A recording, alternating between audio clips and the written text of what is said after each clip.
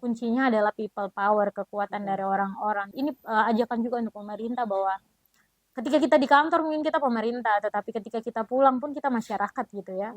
Membuka seragam itu untuk menjadi masyarakat, untuk melihat lebih dalam kira-kira problem yang ada di masyarakat kita apa gitu.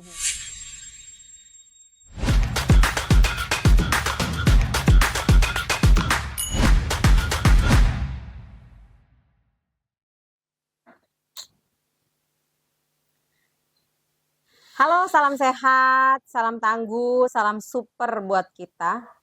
Ini kita ada di channel Ruby. Ruby itu rumah bincang, panjangan dari rumah bincang.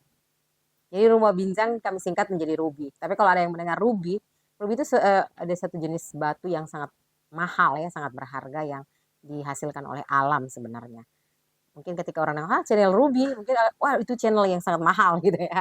Ya bisa jadi akan menjadi channel yang sangat mahal karena menghadirkan tamu-tamu istimewa, tamu-tamu yang punya harapan, punya cita-cita dan tujuan, kemudian diceritakan di channel ini. Karena rumah bincang itu akan membincangkan atau mengobrol apa saja gitu. Anda mau curhat silakan. Anda mau berbagi bahwa saya punya keinginan, cita-cita maunya Flores Timur seperti ini dan lain, atau saya pengen alamnya begini-begini. Bisa di rumah bincang. Anda bisa menghubungi kami atau kami yang menghubungi Anda. Siap. Nah, sudah hadir di studio kami seorang putri cantik yang episode sebelumnya itu di channel tetangga sebelah. Channel sebelumnya, sebelum beliau berangkat ke New Zealand, kami sudah undang. Kemudian kami bilang, nanti kalau setelah kembali dari New Zealand, kami panggil lagi ke sini. Tapi bukan di channel yang lama, channel yang baru, di channel Ruby. Ya, jadi buat semua yang menyaksikan ini, kalau memang kami mau pengen menyampaikan sesuatu, kami mau memberikan gagasan ide kami ke ini. Oke, silahkan hubungi kami juga tidak apa-apa. Nanti alamatnya akan disertakan di layar ya. Sudah hadir bersama saya putri cantik yang satu ini. Ya mungkin dia seperti Moana begitu ya, manusia air, perempuan yang suka dalam hidup dalam air begitu ya. Dia adalah Monica Bataona. Yeay. Bagaimana Moni kabarnya? Baik, sehat Kak. Sudah mulai penyesuaian dengan cuaca iklim tropis. Iya. Berapa bulan kemarin di New Zealand? 3 bulan. 3 bulan. Ya hampir kurang 4 hari 3 bulan. Betah? Tapi semua perjalanan 3 bulan. Ya betah sekali. Mau dibilang betah sekali. Mungkin karena 3 bulan ya. Jadi tidak terlalu banyak konflik dan lain-lain. Jadi kita masih sangat menikmati. Tidak mengalami gangguan perut ketika awal sampai di sana karena makanan agak berbeda atau bagaimana? Puji Tuhan tidak ya. Karena soal makanan aman, masih bisa disiapkan oleh orang tua asuh dengan baik. Jadi aman. Sip. Sampai jadi pulang, pergi makanya gendut-gendut gitu. Tapi kita bukan bahas soal gendutnya ya. Kita bahas apa sih yang dipelajari oleh seorang Monik ketika berada di New Zealand selama 3 bulan dan proses, bisa diceritakan nanti kembali bagaimana prosesnya kemudian sampai dari terpilih mewakili NTT juga ya. Kemudian Indonesia ke New Zealand, kemudian berada di sana apa yang dipelajari, kemudian setelah kembali dari sana apa yang mau dikerjakan ya. Silakan ceritakan, bicarakan di Ruby ini sebebas-bebasnya. Oh gitu. Oke.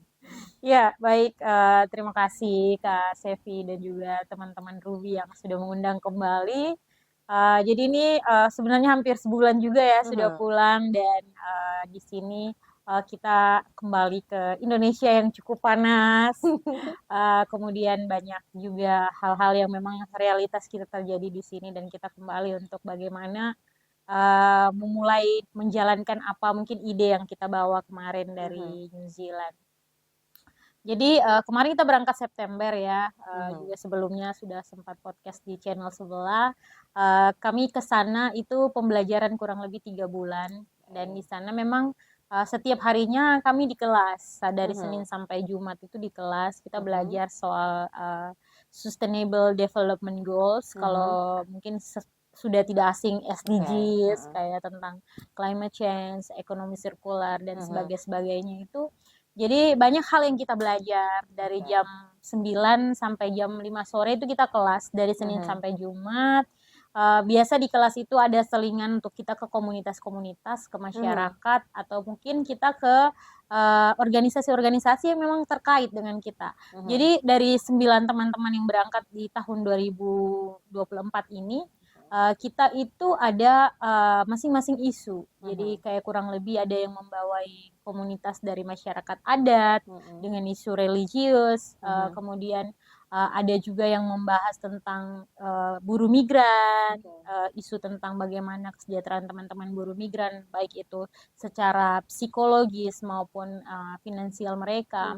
Kemudian ada yang membahas tentang finansial literasi untuk orang muda, literasi dan edukasi untuk anak-anak sekolah dasar maupun tingkat SMP. Dan beberapa teman-teman juga kayak fokus untuk kesehatan juga, jadi public health-nya gitu. Monik sendiri isu Kalau apa Monik yang sendiri diangkat? kebetulan bawa soal isu lingkungan, khususnya di marine ekosistem. Jadi di ekosistem lautnya kita bahas tentang perlindungan laut, dan kita yang jadi satu-satunya perwakilan untuk isu lingkungan sebenarnya. Tapi sebenarnya korelasi antara semua isu itu pasti ke kesehatan juga, ke ekonomi juga, ke ke lingkungan juga, seperti itu. Jadi kurang lebihnya itu kita berproses bersama. Jadi memang kita tuh anak-anak yang tadi bersembilan, kita di satu kelas, lecture-nya yang beda-beda. Jadi dosen-dosennya yang beda-beda dari expert-expert yang di bidangnya, baik itu soal keorganisasian, soal bidang-bidang terkait yang isu-isu teman-teman tadi. Dan kita semua belajar. Sehingga kita dapat kayak bisa dibilang intersectionality atau memang keterhubungan antara isu tadi gitu. Jadi walaupun kita dari lingkungan, tapi kita juga akhirnya belajar soal bagaimana gerakan masyarakat adat yang memang sekarang sudah sangat kuat, baik itu di New Zealand maupun Indonesia yang sedang marak-maraknya teman-teman yang aktivis, teman-teman yang bergerak untuk masyarakat, mulai bangun kesadaran melalui teman-teman dan masyarakat adat di kalangan komunitas. Kemudian kita juga belajar tentang bagaimana proses di sana itu pembelajaran yang memang sangat terbuka ya untuk semua kalangan gitu. Jadi di sana itu orang dari kecil, baik itu baru TK, SD sampai pada tingkat sudah pensiun pun mereka masih punya semangat sekali untuk belajar gitu kan. Dan di sini yang kita lihat bahwa keterbukaan akses buat belajar, fasilitas-fasilitas yang menunjang juga di sana. Dan kebetulan kita di sana itu berkolaborasi dengan salah satu universitas namanya Auckland University of Technology, dan itu menjadi salah satu kampus yang cukup baik juga secara rating di sana, dan dia secara teknologi sangat maju, sehingga kayak kita sambil belajar walaupun 3 bulan tetapi mendapatkan fasilitas yang cukup sangat mumpuni di sana. Dan di sana juga kayak kita menemukan kayak banyak sebenarnya keterhubungan juga dengan apa yang terjadi di wilayah Indonesia, yang kayak baik itu secara adat budaya kayak gitu. Dan orang di sana ini apalagi yang kita belajar lebih banyak soal gerakan-gerakan yang ada di komunitas adat suku Maori itu. Jadi itu sangat menguatkan sih sebenarnya untuk beberapa isu yang kita jalankan. Kalau isu-isu soal laut ya tadi ya, soal lingkungan, apakah juga di sana belajar soal laut atau soal lingkungan, atau memang di Zealand punya wilayah laut yang luas juga atau bagaimana nih? Iya, jadi New Zealand ini termasuk negara yang punya laut.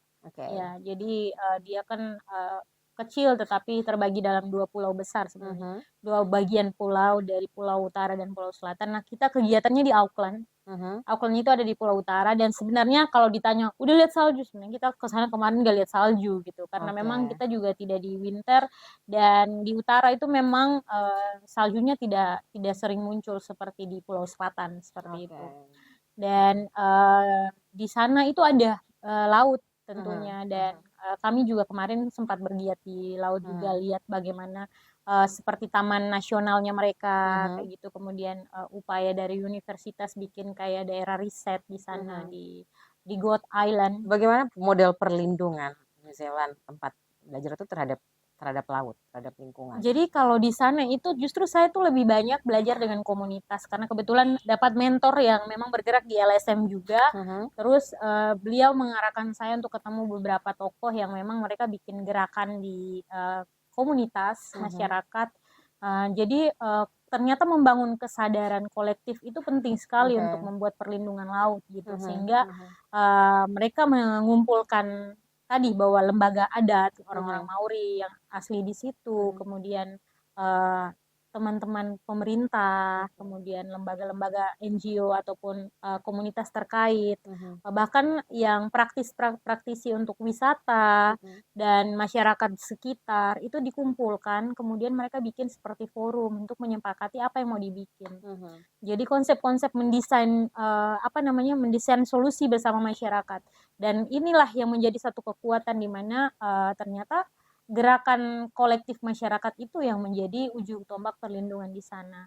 Dan adanya peraturan dari pemerintah gitu kayak pemerintah itu hadir memberikan solusi Mhm. melalui aturan yang memang mengesahkan giat-giat dari masyarakat itu. Tetapi ada juga Mhm. daerah memang dilindungi oleh pemerintah juga secara khusus kayak mungkin kalau kita di sini dilindungi oleh daerah atau Mhm. pemerintah Mhm. provinsi kayak gitu-gitu ada Mhm. juga kayak Kemudian gitu. bagaimana caranya di sana kan eh, kita punya anak-anak orang muda yang menjadi generasi penerus. Mhm. Bagaimana di tempat-tempat Monik belajar di sana kemudian ini diajarkan kepada anak-anak kita kepada kepada generasi kita bahwa ini loh laut kita, ini tempat ini harus dilindungi, dijaga. Itu bagaimana pola pola mengedukasinya di sana untuk anak-anak? Jadi tuh kalau saya melihat tuh faktor pendidikan itu menjadi hal yang penting ya, baik itu Mhm. dari pendidikan dasar dari dalam keluarga pun Ya. sampai pada lembaga-lembaga pendidikan kayak gitu dan itu memang nilai baik itu yang diajarkan oleh teman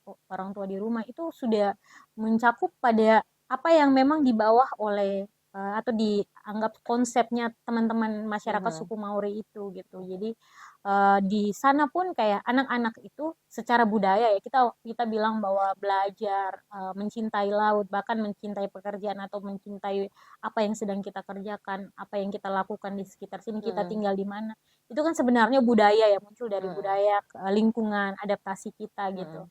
dan bagusnya di sana itu orang-orang muda itu ternyata mereka tuh seperti diberikan kebebasan dan juga Mhm. kayak memang sedari kecil itu diberikan kesempatan untuk mereka untuk melihat kayak mengikuti apa yang mereka Mhm. suka bahkan orang tua dari kecil pun kayak sudah banyak memberi anak-anak kayak kesempatan untuk pergi bermain ke Mhm. tempat-tempat yang memang laut kah hutan kah Mhm. macam eh, olahraga-olahraga yang menurut kita di sini agak ekstrim yang mungkin kalau kita ikut pecinta alam yang baru kita dapat. Mhm. Tetapi di sekolah di lembaga sekolah pun ternyata itu digabungkan kurikulumnya kayak gitu. Mhm. Sehingga kayak anak-anak tuh di usia-usia kayak SD. Saya pernah pergi ke eh, salah satu kantornya mentor Mhm. saya gitu kan.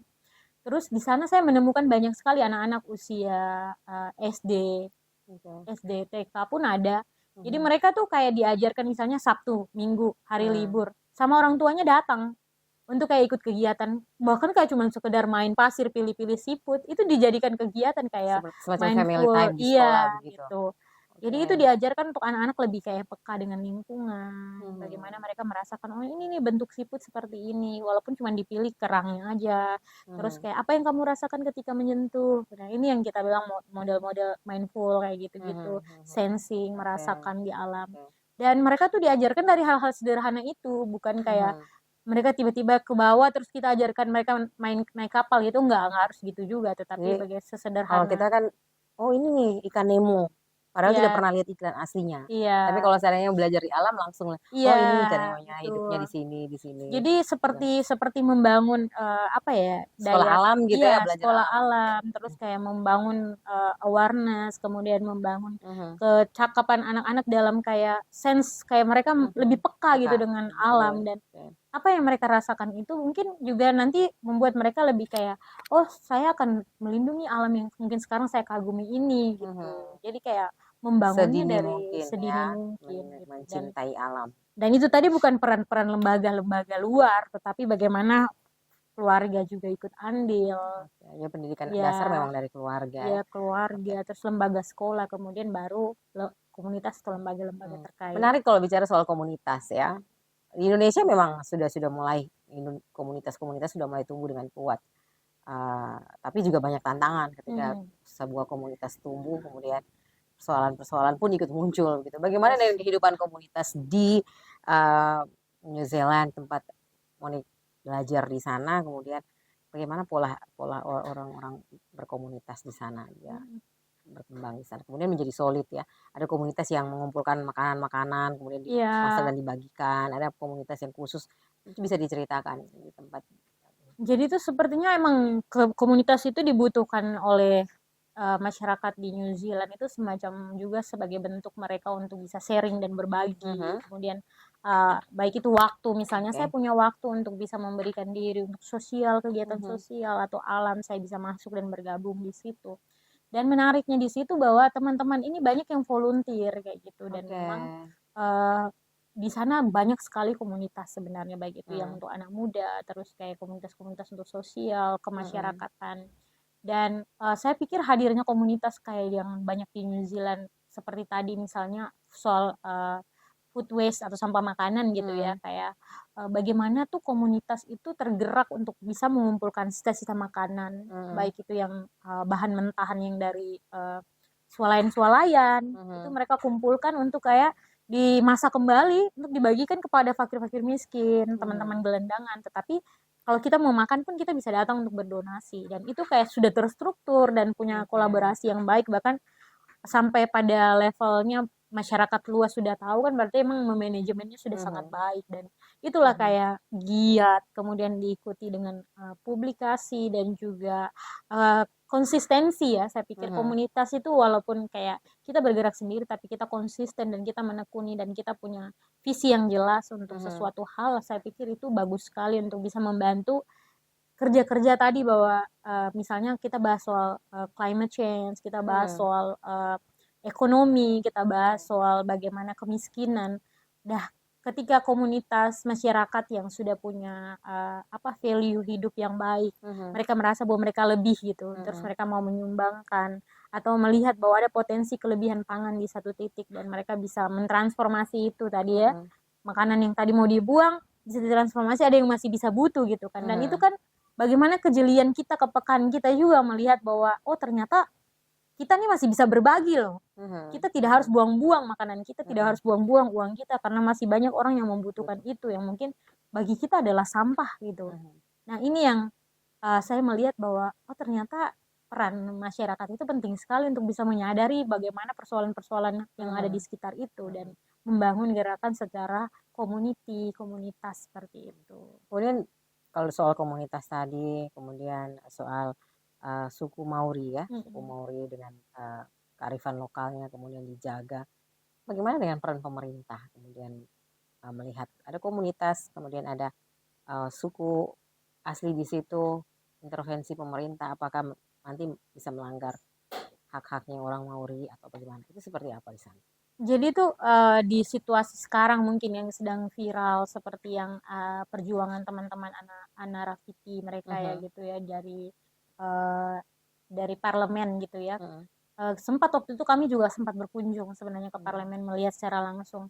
Sebenarnya bagusnya di sana New Zealand itu keterbukaan informasi dari pemerintah ke masyarakat tuh sangat jelas gitu. mhm, Sehingga oke, kayak adanya intervensi baru dari pemerintah dalam mhm, membuat satu aturan kebijakan, atau misalnya mhm, kebijakan atau mungkin kayak rencana pembangunan itu masyarakat tahu dan mhm, semisal kalau misalnya itu akan mengklaim hak-hak masyarakat khususnya masyarakat adat suku Maori akan mhm, ada gerakan perjuangan dan gerakan mhm, perjuangan ini pun sangat solid gitu kayak kita bilang dinamakan Hoikoi, mhm, Hoiko ya kalau tidak salah, Hikoi. Jadi mhm, nama Long March, mhm, jadi istilah dalam bahasa Maurinya mhm, demikian.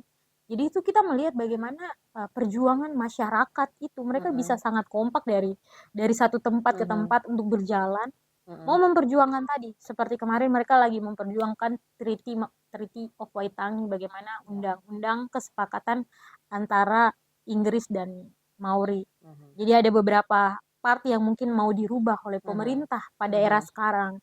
Sedangkan masyarakat Maori mhm, yang menginginkan penolakan, membuat penolakan mhm, sehingga gerakan itu dibawa sampai pada mungkin yang lagi viral-viral iya. sekarang gitu kan Berarti perjuangan.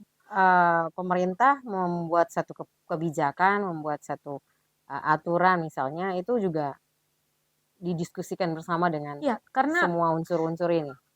menurutku di sana itu keterbukaan masyarakat dalam menyampaikan aspirasinya sudah sangat baik. Mhm, Sehingga kalau misalnya kebijakan satu pun kayak di parlemen pemerintah dari pihak partai, partai yang ada di parlemen, kemudian pemerintah yang menjalankan roda kepemerintahannya itu, mereka akan datang berdiskusi soal topik-topik yang akan direncanakan tadi. Dan itu kesempatan masyarakat untuk datang menonton juga sangat terbuka gitu. Bahkan di sana juga masyarakat sangat bisa untuk menyampaikan opini-opini publik seperti itu. Sehingga menurut saya bahwa memang pasti ada aja tuh kayak aturan-aturan yang mungkin kayak melemahkan masyarakat, membiasakan masyarakat, kayak mungkin kayak di sana sekarang kayak kemarin dari Perdana Menteri sebelumnya ada peraturan yang untuk perempuan dan anak perempuan yang mengandung, dan dilihat sekarang kebijakannya itu ternyata sepertinya kayak apa ya, ibarat kita itu memanjakan masyarakat dan akhirnya membuat pemerintah mengalokasikan dana yang banyak untuk ini dan mendapatkan beberapa kritikan dan masukan dari masyarakat. Jadi saya melihat bahwa di sana itu terbuka sekali, orang kayak kita mendapatkan informasi-informasi, pandangan-pandangan dari masyarakat di sana gitu. Dan mereka itu bagusnya itu kami sempat ikut satu kayak community sharing gitu ya. Jadi community sharing itu datanglah leader-leader yang dari komunitas gitu. Jadi kayak kadang kita lihat yang olahragawan, kayak misalnya kali ini topiknya tentang yang olahraga gitu. Terus nanti kali depan entrepreneur gitu. Jadi mereka datang dan mereka sharing. Nah, disitulah kita melihat bagaimana ternyata kesuksesan itu dari masyarakat itu kayak salah satunya dukungan family, dukungan lingkungan, tetapi ternyata peran dari kolaborasi itu penting sekali dalam membangun gerakan-gerakan komunitas, membangun kesadaran-kesadaran apa namanya masyarakat gitu. Jadi kayak ternyata tuh masyarakat kalau solid, kompak itu tuh bisa gitu membuat berbagai hal itu menjadi perubahan yang nampak gitu. Jadi kayak dan kayak bagus sekali karena iklim mereka untuk berbagi antar komunitas tuh bagus gitu. Jadi kayak pun disiapkan tempat-tempat, mungkin karena kita mau lihat bahwa negara maju ya, jadi kayak secara tempat pun mereka ada gitu kan, seperti markasnya mereka markasnya gitu ya, mereka gitu. Setelah Monik 3 bulan di sana, kemudian belajar semua sudah lintas isu juga ya berarti ya. Kembalinya nih apa yang mau dikerjakan, atau ada PR yang dititipkan dari sana ke sini supaya bisa dilakukan oleh Monik? Jadi dari program inspirasi ini, jadi inspirasi itu Indonesia yang leaders program pertukaran antara New Zealand dan Indonesia New Zealand untuk yang leaders programnya.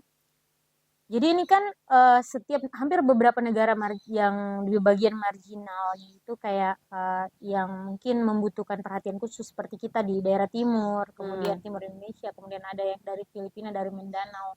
Nanti di bulan Maret juga ada teman-teman dari Thailand juga.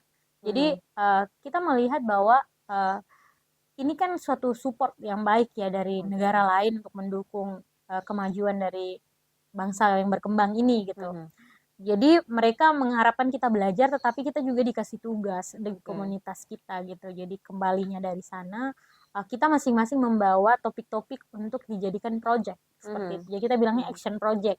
Nah kebetulan topik yang Monik bawa itu judulnya Guardian of the Sea gitu. Jadi Guardian of the Sea itu bagaimana kayak konsep perwalian, membangun konsep perwalian ke masyarakat. Jadi masyarakat sebagai ujung tombak dalam gerakan ini yang merasa bahwa memiliki tempat, dalam hal ini laut ya, laut sebagai tempat mereka hidup, sumber kehidupan mereka. Laut adalah silsilah yang diturunkan oleh nenek moyang kita gitu. Jadi kayak apakah ada tuh keterhubungan antara masyarakat, terkhususnya di kota Larantuka ya, di kelurahan Larantuka dengan laut gitu. Apa sih hubungan dulu masyarakat di Larantuka dengan lautnya? Apa sih yang membuat masyarakat di Larantuka sekarang ini bekarang gitu? Dulunya mulai bekarang kapan kayak gitu. Jadi keterhubungan itu ya, sehingga kayak apakah kita bisa menemukan solusi yang lebih community based gitu. Jadi tujuan dari projectnya Monik itu menemukan community based praktis yang mana itu akan membuat masyarakat lebih merasa memiliki dan merasa ada hubungan lah kalau misalnya kami menjaga laut itu karena tujuannya seperti ini, karena memang sejarah kami seperti ini. Sehingga ini yang akan kita bawa untuk di masa depan, bahwa ketika kita sudah menemukan satu harapan ya, ini harapan sekali bahwa memang proyek ini mungkin bagi segelintir orang mungkin sesuatu yang mustahil gitu. Tetapi ya kalau saya sih optimis ya, kayak oke coba dulu gitu. Kalau misalnya nggak dapat ya nanti kita cari lain. Cuman kayak kita coba menggali dulu dan saya pikir pasti ada lah. Kayak itu nanti kita bisa mengaitkan juga dengan kebudayaan lama holot kita, ya. Betul. Kebudayaan lama holot kita. Kalau orang Maori begitu kuat, lama holot sebenarnya juga kuat. Misalnya kalau menggali peran Koten Kelen Hurit Maran, apa peran Koten dan Kelen itu ya, kemudian kembalikan. Kita punya tagline nenek moyang orang pelaut, gitu kan? Lagu yang selalu kita nyanyikan nenek moyang pelaut. Tapi kalau kita nenek moyang kita orang pelaut, kenapa kita tidak menjaga laut kita, gitu kan? Kenapa kita merusak gitu? Pun kayaknya kalau secara data pun kayak sebenarnya kan hampir seluruh warga di Flores Timur ini kita selalu makan ikan kan. Kayak kita ketergantungan sekali juga dengan ikan, protein gitu, hewani protein sebagai protein utama kita gitu kan dari laut. Nah, kenapa kita tidak menjaga itu supaya nanti juga anak cucu kita tetap makan ikan juga, jangan sampai cuman kita yang makan ikan generasi kita gitu. Putus generasi. Kelahiran generasi beta di tahun ini gitu kan, kayak jangan sampai mereka tidak lagi kayak mengecap enaknya ikan segar gitu kan. Makan ikan kaleng. Mungkin mereka cuma tahu ikan yang pelihara di kolam kayak gitu kan ya. Ya sedih banget. Nah, jadi sudah mulai apa nih sekarang yang jadi kemarin kita sudah kembali ke komunitas menjelaskan dan emang targetnya nanti kita bisa sambil jalan. Jadi ini lagi tahap pendekatan ke tim, jadi mengajak beberapa anak-anak muda di Larantuka untuk bisa terlibat menjadi tim supaya mereka juga mungkin kayak juga bisa tahu bahwa ini isu yang sedang kita hadapi. Apakah mereka juga bisa dilatih untuk menjadi fasilitator baru kayak gitu. Seandainya punya mimpi tidak, seandainya wilayah kota Larantuka di bagian pesisir pantai ini kemudian melakukan gerakan bersama seperti yang dilakukan oleh warga di Kelurahan Larantuka. Itu menarik sekali sih Kak, dan itu sebenarnya cita-cita. Cuman kayak saya selalu diingatkan bahwa tidak apa-apa mulai dulu dari yang pertama yang kita gerakan, karena memang membangun satu mindset di satu kelurahan aja itu berat sekali gitu ya. Bahkan membangun mindset di dalam tim aja pasti ada bentrok gitu. Tetapi kita coba menjalankan Kelurahan Larantuka ini sebagai salah satu kelurahan percontohan dulu dalam hal ini. Pokmaslasnya kita jalankan, kuatkan kolaborasi dengan masyarakat, dan kita coba menjadikan itu sebagai selalu ya, kayak di sini juga kita harapkan dengan mengikuti podcast kayak gini juga kita mempublikasi adanya Pokmaswas, adanya kelompok masyarakat, adanya gerakan masyarakat, sehingga ketika kelurahan-kelurahan lain juga menganggap ini penting pun kami sangat terbuka untuk bisa kayak saling menginspirasi, saling berbagi seperti kolaborasi itu. Juga, sebenarnya Luwoleri kemarin juga sempat kami turun dan Pak Lurah juga sangat senang dengan giat yang kami sampaikan, bukti-bukti nyata yang sudah kami hadapi, dan kami sempat mulai tanam karang juga dengan komunitas berguna dengan teman-teman di bawah, dan dalam perencanaan juga Pak Lurah berharap bahwa mau dibikin Pokmaswasnya juga. Dan saya merasa bahwa Pokmaswas ini kan sebenarnya bentukan dari kementerian ya, tapi disahkan oleh lembaga di bawah naungan kementerian, dalam hal ini Dinas Perikanan Provinsi. Tetapi sebenarnya karena ini adalah community base, masyarakat, kelompok masyarakat, jadi penting banget kalau misalnya walaupun kelurahan ya memiliki itu. Di Flores Timur kan sudah ada beberapa desa dan kelurahan di pulau-pulau yang sudah memiliki gitu. Dan secara data sih sebenarnya hampir 50 sudah terdata, tapi di dalam itu jarang yang ada di kota. Coba kita bayangkan kalau misalnya gerakan yang kami lakukan gitu ya di Pokmaswas gitu, menjadi Pokmaswas sampai pada kelurahan yang dari pesisir kota Larantuka sampai ke Weri aja. Udah bagus sekali nih laut kita, orang tidak perlu lagi jauh-jauh harus ke mana gitu untuk kayak snorkeling, diving, tapi kita bisa menjaga. Mungkin saja paus-paus yang dulu ramai bisa lebih lewat, lebih ramai lagi gitu. Terus sekarang pun ketika kami tutup ternyata juga banyak biota-biota laut yang kembali, kayak lumba-lumba juga udah mulai lewat di situ. Kemudian kami berharap suatu hari nanti hiu-hiu juga akan kembali ya, karena sempat waktu di tahun berapa kami snorkeling itu ketemu masih hiu-hiu gitu. Tapi memang hiu paling banyak di daerah-daerah arus di sini sih. Tapi ya semoga bisa main ke tempat kami juga gitu. Dan itu secara biota, tetapi harapannya lebih kepada ketika ekosistemnya menjadi baik, tentu saja dampaknya tidak hanya ke lingkungan, tetapi itu akan kembali ke kesejahteraannya masyarakat juga, baik itu nelayan, baik itu masyarakat yang tinggal di sekitar situ ya. Baik, baru. Sekarang apa yang mau disampaikan Monik kepada masyarakat atau kepada yang menyaksikan podcast ini, juga kepada pemerintah untuk giat-giat yang dilakukan oleh Pokmaswas ini? Pertama mungkin ya, sebagai perwakilan dari kelompok masyarakat pengawas di sini, kemudian setelah melewati beberapa proses belajar gitu ya, saya melihat bahwa penting sekali untuk berkolaborasi, membangun komitmen bersama, keterbukaan antara semua elemen yang terlibat dalam satu rencana dalam perubahan itu.